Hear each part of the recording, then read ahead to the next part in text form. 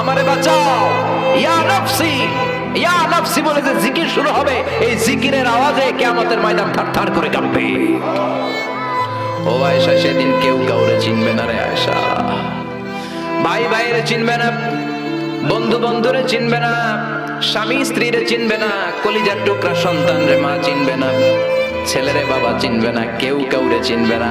ওই কিয়ামতের কঠিন ময়দানে সবার একটা চিৎকার, ইয়া নফসি ইয়া নফসি, আল্লাহ আমারে বাঁচাও।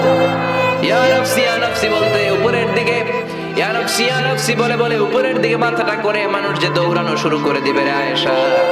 কার গায়ে জামা আছে কার গায়ে জামা নাই, ওই দিকে খেয়াল করার সময়টাও সেদিন থাকবে না, এই সেন্স থাকবে না, সেদিন থাকবে না।